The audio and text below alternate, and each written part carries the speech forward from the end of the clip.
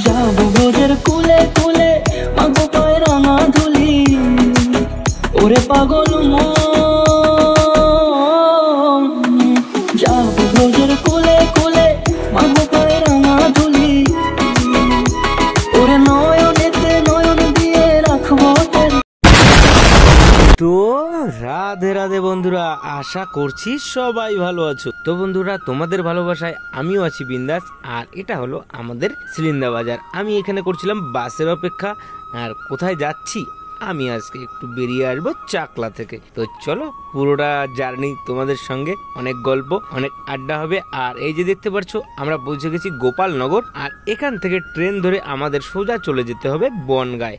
আর বনগাঁ থেকে তারপরে আবার ট্রেন চেঞ্জ করে যেতে হবে মসলন্দপুর। তো প্রচন্ড গরম থাকার কারণে একটু ঘেমে গেছিলাম, কিন্তু গেটের পাশে দাঁড়িয়ে যখন এই প্রাকৃতিক দৃশ্যগুলো আর ঠান্ডা ঠান্ডা হাওয়ার অনুভব করছিলাম, তখন তো মনটা পুরো গার্ডেন গার্ডেন হয়ে গেছিল। একটা কথা তো তোমাদের সঙ্গে শেয়ার না করলেই নয়, তখনই আমি ট্রেনে এরকম ভাবে দরজার পাশে দাঁড়িয়ে জার্নি করি, তখনই ছোটবেলার অনেক পুরনো স্মৃতিগুলো শুধু আমার না, তোমাদেরও হয়তো মনের মধ্যে জেগে ওঠে। আর এই দেখো, আমাদের পাশ থেকে আর একটা ট্রেন ক্রস করছিল, তো কতটা ভালোই লাগছে দেখতে। আমাদের বাড়ি থেকে বেরোতে বেরোতে একটু দেরি হওয়ার কারণে গন্তব্যে পৌঁছাতে পৌঁছাতে হয়ে গেছিল অনেকটাই রাত। আর এখানে দেখতে পাচ্ছ উজ্জ্বল ভাই, এখানে রয়েছে একটা দিদি ভাই, ওই দেখো রয়েছে একটা পুচকি, আরো কতটা লজ্জা পেয়েছে দেখো একবার। তো বন্ধুরা, আমরা এখন গন্তব্যে পৌঁছে গেছি। তারপরে একটু ফ্রেশ হয়ে নিয়ে সবাই মিলে আড্ডা মারতে শুরু করলাম। গুড মর্নিং সবাইকে। তো বন্ধুরা, আমি যে একজন ব্লগার সেটা আমি কাল রাতে ভুলেই গেছিলাম। তার কারণ এখানে এসে এতটাই আনন্দ করা শুরু করে দিয়েছিলাম, পরবর্তী ভিডিওগুলো ক্লিপগুলো আমার আর নেওয়া হয়নি। তাই সকাল সকাল আবার শুরু করলাম সবাইকে গুড মর্নিং জানিয়ে। তো এখন আমরা রেডি হয়ে বেরিয়ে যাব চাকলা মন্দিরের উদ্দেশ্যে। আর এই যে রয়েছে এই বাড়ির দিদিভাই, দিদিভাইটা তো সত্যি খুব ভালো, অসাধারণ। আর এখানে রয়েছে একটা কাকা আর আমার রত্না দিদা। তো দিদিভাইকে টাটা জানিয়ে আর এই কাকিকে টাটা জানিয়ে আমরা আস্তে করে বেরিয়ে পড়লাম চাকলা মন্দিরের উদ্দেশ্যে। তো বন্ধুরা, ভিডিওটা তো অনেক দূর এগিয়ে গেছে, কিন্তু এখনো নিজের পরিচয়টাই দেয়া হয়নি। তোমরা যারা আমাকে চেনো না, আমি দেবাশিস, আর তোমরা দেখছো তারকাটা দেবদাস। এই দেখো, তোমাদের সঙ্গে গল্প করতে করতে আমরা পৌঁছে গেছি সেই চাকলা লোকনাথ বাবার মন্দিরে। আর এখন এখান থেকে আমরা নিয়ে নেব ফুল, মালা আর ডালা। তো বন্ধুরা, কিছু কথা তোমাদের না বললেই নয়। এই যে বয়স্ক মানুষটাকে তোমরা দেখতে পেয়েছো, সেই বয়স্ক মানুষটা কিন্তু আজ আর আমাদের মধ্যে নেই। হ্যাঁ জানি, এই কথাটা বলতে আমার অনেকটা খারাপ লাগছিল, কিন্তু বলতে তো হতোই। এই মন্দিরে এই মানুষটা আমাদের পুরো ঘুরিয়ে ঘুরিয়ে নিয়ে দেখিয়েছে, শেষ অবধি আমাদের সঙ্গেই ছিল। মানুষটার ব্যবহার এতটাই ভালো আর মানুষটা এতটাই কর্মিক, সেটা আর কি বলবো তোমাদের। তো যাই হোক, এই যে দেখতে পারছো, খুব সৎ একজন মানুষ, খুব ভালো একজন মানুষ। মানুষটা সত্যি খুবই ভালো, কিন্তু আজকে আর আমাদের মধ্যে নেই। তারপরে পুরো মন্দিরটা ঘুরে দেখলাম। আর এখানে চলে এসেছি পুজো দেওয়ার আগে। ঠিক বাইরে মোমবাতি, ধূপকাঠি এগুলো জ্বালানোর জন্য আলাদা একটা জায়গা করা আছে। সেখানেই রয়েছে খুব সুন্দর একটা ছোট লোকনাথ বাবার মূর্তি, ওই যে দূরে তোমরা হয়তো দেখতে পাচ্ছ। তারপরেই আমি চলে গেলাম। আর এতটা হাওয়া ছিল, ধূপকাঠি ধরাতে পারছিলাম না। এই দেখো, সেই কাকা এসে দুই হাত দিয়ে মানে গার্ড করে দাঁড়ানোর পরেই কিন্তু আমি ধূপকাঠিটা ধরাতে পেরেছি। কিন্তু কাকা হয়তো আজকে নেই, কিন্তু কাকার এই স্মৃতিগুলো সারা জীবন থেকে যাবে।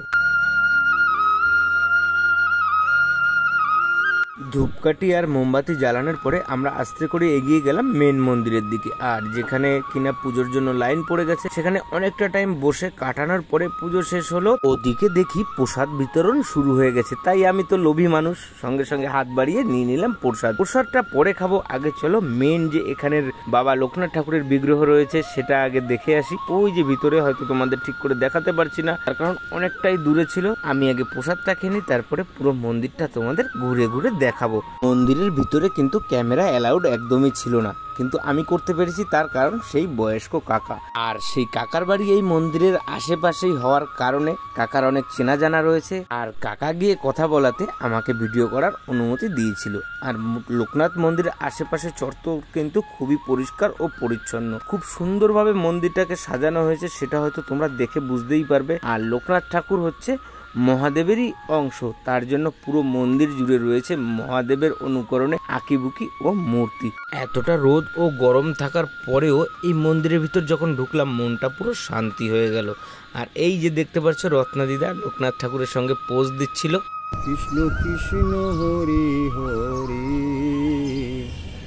হরি রাম, রাধে রাধে, জয় বাবা লোকনাথ। তারপরে তো চোখ পড়ে গেল এখানে একটা সাইনবোর্ডে, আর সেখানে কি লেখা রয়েছে সেটা তো তোমরা দেখতেই পারলে। তো চলো এখন যাই মন্দিরের বাইরের দিকে, তার কারণ আমাদের পুজো ঘোরা সব কিছু কমপ্লিট। এখন একটা কিছু খেয়ে আস্তে আস্তে বাড়ির দিকে এগোতে হবে। এখনো সব দোকানগুলো খুলে পারেনি, তার কারণ আমাদের 9:30টার মধ্যে পুজো কমপ্লিট হয়ে গেছে সকালে। তো আমি আর বেশি দেরি না করে চলে আসলাম একটা চায়ের দোকানে, আর সেখানে এসে একটা নিয়ে নিয়েছিলাম বিস্কুট। এখানের এই যে জায়গাটা তোমরা দেখতে পারছো বন্ধুরা, এখানেই সমস্ত দোকানগুলো বসে, আর এরা ঠিক বিকেল 5টার আগেই সমস্ত দোকান বন্ধ করে দেয়। তোমরা যদি অনেকেই ভেবে থাকো যে বিকালে গিয়ে এখানে লোকনাথ বাবার দর্শন করবে বা রাতে আসবে, তাহলে কিন্তু কখনোই দর্শন করতে পারবে না। তোমাদের একটু বেলা থাকতেই এখানে পৌঁছে যেতে হবে। আর এই যে দেখতে পাচ্ছ আমার সঙ্গে রত্নাদিদা রয়েছে, ঠিক আছে, খুব খুশি বাবা লোকনাথের দর্শন পেয়ে। তো আমি আস্তে আস্তে এগিয়ে চলাম। আর তার আগে একটা কথা বলে রাখি, এখানে তোমরা যে কোনো গাড়ি নিয়ে আসতে পারো, 2 চাকা 3 চাকা 4 চাকা 6 চাকা সব রকমেরই পার্কিং এর খুব সুব্যবস্থা রয়েছে। তো বন্ধুরা, ভিডিওটা যদি ভালো লেগে থাকে ভিডিওটিতে একটি লাইক করবে, চ্যানেলটিকে সাবস্ক্রাইব করবে, আর পাশে থাকা বেল আইকনটি প্রেস করতে ভুলবেন না। তো তার কাটা দেবদাস ফিরবে আবার নতুন কোনো গল্প নিয়ে। ততক্ষণ ভালো থাকো, সুস্থ থাকো, এখনকার মতন টাটা বন্ধুরা।